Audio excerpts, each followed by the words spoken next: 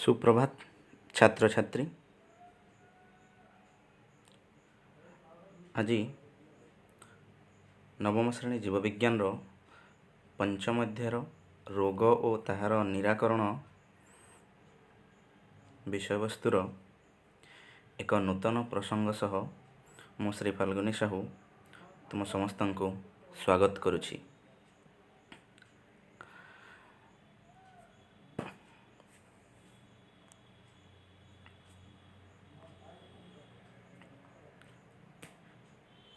पिलाने तुम्हें पूर्ववर्ती पर्याय रोगर कारण, संक्रामक रोग किपरि व्यापे और चिकित्सा विधि और निवारण संबंध में जानी आसुअछ। आज आमर प्रासंगिक आलोच्य विषयबिंदु है केतेक संक्रामक रोगर संक्षिप्त विवरणी। से रोग मध्यरु मु तीनोटी रोग विषय आज तुम मानक बुझाइबी। प्रथमटी है टाइफॉइड, द्वितीयटी डायरिया, तृतीयटी मलेरिया। पिलाने तुम जानिछ जे आज आम पृथ्वी मध्य एक भयंकर भूताणुर कराल ग्रासित। तुम से विषय सब बेले तार रिपोर्ट पाई पारुअछ टीवी किंबा खबर कागज माध्यम। यह मध्य एक भयंकर संक्रामक रोग। जेपर्यंत यार निवारण और चिकित्सा न बाहरी सचेतन ही एकमात्र बंचीबार पंथा। तेणु सफा सुतरा रहिबा सह बारंबार हाथ साबुन किंबा हैंड वाश रे धोइबा उचित। बिना कारण रे घरु एआड़े साड़े न जाई घरे सुरक्षित रुह। तो जा हो आज आम आमर आलोच्य विषय बिंदु आड़ को जीवा।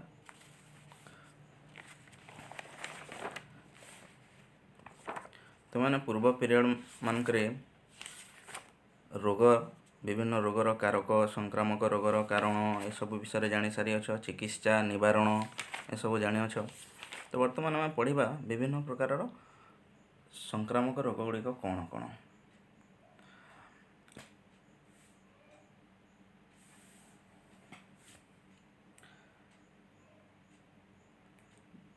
आज आम तीनोटी रोग विषय आलोचना करवा। सेटा होची टाइफॉइड, डायरिया और मलेरिया।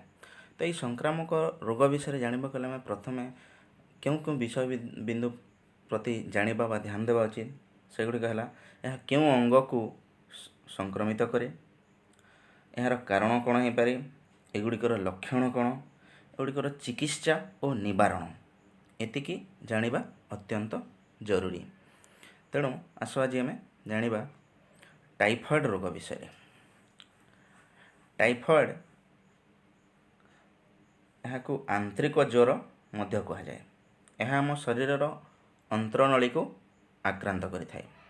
आम डाइजेस्टिव सिस्टम परिपाक संस्थान अंतरनली को यह आक्रांत करिथाए। तेणु यह को आंतरिक ज्वर बा टाइफॉइड मध्य कह जाए।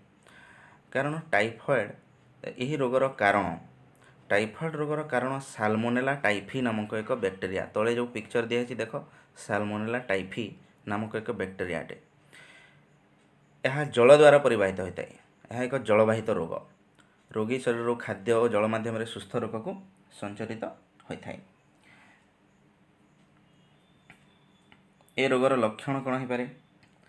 ये रोगर प्रथम अवस्था मुंड व्यथा, दुर्बलता, तंटी दरज और कोष्ठकाठिन्य भली लक्षण प्रकाश पाई धीरे धीरे ज्वर आरंभ हुए। पर क्षुद्रांतरे घा होई परवर्ती अवस्था बांती, तरल झाड़ा और पेट जंत्रणा बा उदर जंत्रणा होता है। यही रोगर सब लक्षण गुड़ाक सर्वाधिक लक्षण गुड़ाक रोग आरंभर 10 दिन मध्य देखा देता है। यही रोगर चिकित्सा कौन हो पारे। रोगी को तापमात्रा ह्रासकारी औषध सह एंटीबायोटिक औषध दी चिकित्सा करा जाए। तुम शुणी पारासीटामोल जोटा तापमात्रा ह्रासकारी औषध अटे पारासीटामोल। यही रोग प्रथम दिया, यही औषध प्रथम दि जाए एवं रोगी को संपूर्ण भाव में विश्राम करने निर्देश दिया जाए। ये रोगर निवारण और नियंत्रण कौन हो पारे। ए रोगीर मल जेपरी सर्वसाधारण व्यवहार करथिबा जलाशय न मिसे सेप्रति सतर्कता अवलंबन करने उचित। तेणु रोगी को पायखाना रे झाड़ा जावा उचित। खाद्य को घोड़ाई रखा सह जेपरी से माछी बसबे नहीं से प्रति विशेष ध्यान देवा उचित। अर्थात गरम गरम खाद्य खाଇବା उचित। टाइफॉइड रोगर निवारण निमंते डाक्टरଙ୍କ परामर्श प्रतिषेधक टीका नेबा जरूरी। तापर परवर्ती रोगटी है डायरिया। तुम जानी डायरिया साधारणतः प्रदूषित जल किंबा खाद्य खाइले यह व्यापी थाए। यहाँ अतिसार बा पतला झाड़ा मध्य कहुए।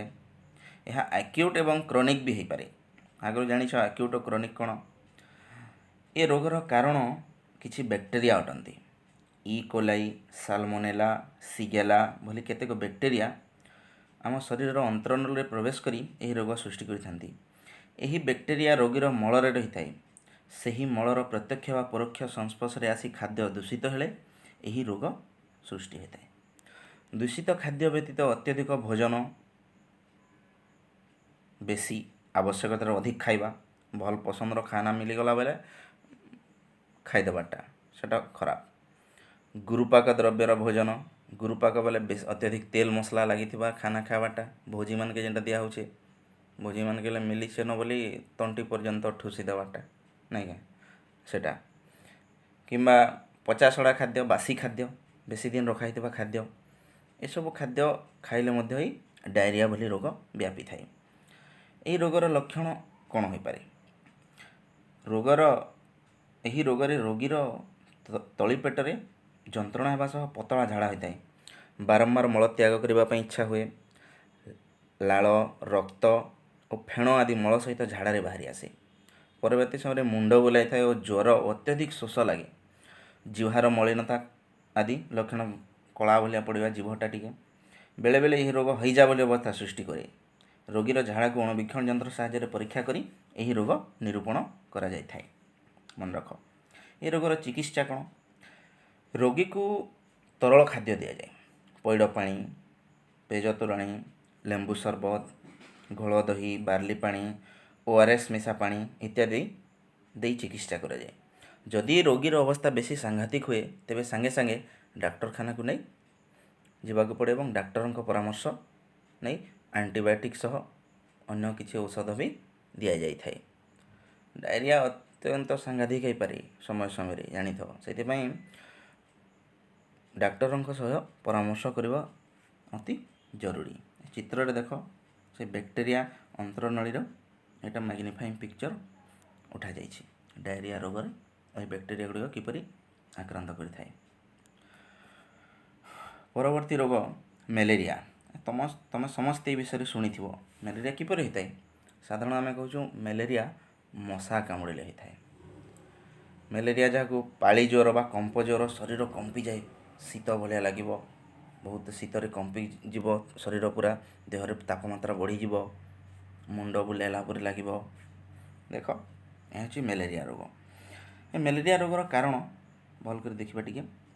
ମ୍ୟାଲେରିଆ ରୋଗ ପ୍ରୋଟୋଜୋଆ, ଆମେ ଯେଉଁ ଶ୍ରେଣୀ ବିଭାଗରେ ପଢ଼ିଥିଲା ପ୍ରୋଟୋଜୋଆ ଗ୍ରୁପର ପ୍ଲାଜମୋଡ଼ିୟମ୍ ନାମକ ଏକ ପରଜୀବୀ ଦ୍ୱାରା ହୋଇଥାଏ। ଏହି ପ୍ଲାଜମୋଡ଼ିୟମ୍ 4 ପ୍ରକାର। ସେଥିମଧ୍ୟରୁ 2 ପ୍ରକାର ପ୍ଲାଜମୋଡ଼ିୟମ୍ ଭାଇଭାକ୍ସ ଓ ପ୍ଲାଜମୋଡ଼ିୟମ୍ ଫାଲସିପାରମ୍ ଦ୍ୱାରା ଆମ ଦେଶରେ ଏହି ମ୍ୟାଲେରିଆ ରୋଗ ହୋଇଥାଏ। ଏହି ପରଜୀବୀର ଜୀବନଚକ୍ର 2ଟି ପ୍ରାଣୀ ଶରୀର ହୋଇଥାଏ। ପ୍ରଥମଟି ହେଲା ମଶା ଶରୀର ଏବଂ ମଣିଷ ଶରୀର। ତା'ର ଅଧା ଜୀବନଚକ୍ର ମଶା ଶରୀର ହୋଇଥାଏ। ଅର୍ଥାତ୍ ସେଇ ମଶା, ଯେଉଁ ମଶା ଶରୀରରେ ଏହି ଜୀବଟି ଥିବ, ସେଇ ମଶା ଯଦି ଆମକୁ ଚାବିଲା ତେବେ ନିଶ୍ଚିତ ଭାବେ ମ୍ୟାଲେରିଆ ରୋଗ ହେବାର ସମ୍ଭାବନା ଅଛି। ତ ସାଧାରଣତଃ ଏହି ମଶାର ଜୀବନଚକ୍ର ଆରମ୍ଭ ହୋଇଥାଏ ମାନେ ମାଇ ଏନୋଫିଲିସ୍ ମଶା ମଧ୍ୟରେ ଥାଏ। ଏହି ପରଜୀବୀର ଜୀବନଚକ୍ର ମାଇ ଏନୋଫିଲିସ୍ ମଶା ଦେହରେ ଏବଂ ମଣିଷ ଶରୀରରେ ସମ୍ପୂର୍ଣ୍ଣ ହୋଇଥାଏ। ଯଦି କୌଣସି ପରଜୀବୀ ପୀଡ଼ିତ ମଶା ଏକ ସୁସ୍ଥ ଲୋକକୁ କାମୁଡ଼େ ତେବେ ସୁସ୍ଥ ଲୋକଟି ରୋଗାକ୍ରାନ୍ତ ହୋଇପଡ଼େ। ତ ଏହି ରୋଗର ଲକ୍ଷଣ କ'ଣ ହୋଇପାରେ? ଏହି ରୋଗର ଲକ୍ଷଣ ହେଉଛି ପ୍ରଥମତଃ ଜ୍ୱର ହେବ। ଜ୍ୱର ହେଉଛି ଏହାର ମୁଖ୍ୟ ଲକ୍ଷଣ।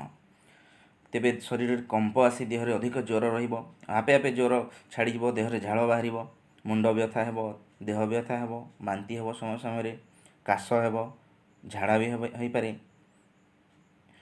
ସାଧାରଣତଃ ଏ ଫାଲସିପାରମ୍ ଯେଉଁଟା କହୁଛୁ, ଫାଲସିପାରମ୍ ଦ୍ୱାରା ଆକ୍ରାନ୍ତ ହୋଇଥିବା ରୋଗୀ ମୂର୍ଚ୍ଛା ହେବା ସହ ଅଚେତ ହୋଇ ବେଳେବେଳେ ମୃତ୍ୟୁ ମୁଖରେ ମଧ୍ୟ ପଡ଼ିଥାଏ। ତେଣୁ ବେଳଥାଉ ଏହି ରୋଗର ନିରୂପଣ କରିବା ଅତ୍ୟନ୍ତ ଜରୁରୀ। ଚେକ୍ କରି, ରକ୍ତ ପରୀକ୍ଷା କରି ରୋଗକୁ ନିରୂପଣ କରିବା ଅତ୍ୟନ୍ତ ଜରୁରୀ। ଏହି ମ୍ୟାଲେରିଆ ରୋଗ ଲାଗି ରହିଲେ ରୋଗୀର ପ୍ଲିହା, ଯେଉଁଟା ସ୍ପ୍ଲିନ୍ କହୁଛୁ, ପ୍ଲିହା ଏବଂ ଯକୃତ ବଢ଼ିବା ସହ ରକ୍ତହୀନତା ଦେଖାଯାଏ। ଏନେମିଆ, ଶରୀରରେ ରକ୍ତ କମିଯିବ। ରୋଗୀର ରକ୍ତ ପରୀକ୍ଷାରୁ ହିଁ ଏହି ରୋଗକୁ ଚିହ୍ନଟ କରାଯାଇଥାଏ। ଏହି ରୋଗର ଚିକିତ୍ସା କ'ଣ? ଏହି ରୋଗର ଚିକିତ୍ସା ପାଇଁ ଔଷଧ ଅଛି, ଯାହାକୁ କ୍ୱିନାଇନ୍ ସହିତ କି ଆର୍ଟିମିସିନିନ୍ ନାମକ ଏକ ଔଷଧ ଦିଆଯାଇଥାଏ ମ୍ୟାଲେରିଆ ରୋଗର ଚିକିତ୍ସା ପାଇଁ। ଯଦି ନିବାରଣ କଥା ଚିନ୍ତା କରିବା, ମ୍ୟାଲେରିଆ ରୋଗର ନିବାରଣ ପାଇଁ କୌଣସି ଔଷଧ ଆଜି ପର୍ଯ୍ୟନ୍ତ ବାହାରି ନାହିଁ। କେବଳ ମଶା କାମୁଡ଼ାରୁ ଏହି ରୋଗ ହେଉଥିବାରୁ ମଶାମାନଙ୍କର ବଂଶ ବିନାଶ ନିମନ୍ତେ ବିଭିନ୍ନ ପଦକ୍ଷେପ ନେବା ସହ ମଶାରୀ ଟାଣି ଶୋଇବା ଦ୍ୱାରା ଏହି ରୋଗରୁ ଉପଶମ ମିଳିଥାଏ। ତ ବିଭିନ୍ନ ସମୟରେ ଦେଖିଥିବ ଫ୍ରି ମଶାରୀ ମାନେ ବଣ୍ଟା ଯାଇଥାଏ ବିଭିନ୍ନ ଯୋଜନା ଦ୍ୱାରା, ସରକାରଙ୍କର ବିଭିନ୍ନ ଯୋଜନା ଦ୍ୱାରା। ସେଇଟା ମ୍ୟାଲେରିଆ, ଆମର ନୂଆପଡ଼ାର ବିଭିନ୍ନ ଅଞ୍ଚଳ ଅଛି, ମ୍ୟାଲେରିଆ ପ୍ରବଣ ଅଞ୍ଚଳ ମଧ୍ୟ ଅଛି। ସେହି ଅଞ୍ଚଳମାନଙ୍କରେ ଏହି ମଶାରୀ ବଣ୍ଟା ଯାଇଥାଏ। ପ୍ଲାସ୍ମୋଡ଼ିୟମ୍ ଭାଇଭାକ୍ସର ଚିତ୍ର ଦେଖ। ରକ୍ତରେ ଏପରି ଭାବରେ ରକ୍ତ ପରୀକ୍ଷା କଲେ ଏପରି ଭାବରେ ରକ୍ତ ମଧ୍ୟରୁ ଏଟା ମିଳିଥାଏ। ତ ଆଜି ଆମର এই ପ୍ରସଙ୍ଗକୁ ଏଇଠି ରଖିବା।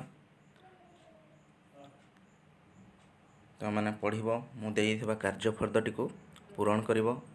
ଧନ୍ୟବାଦ।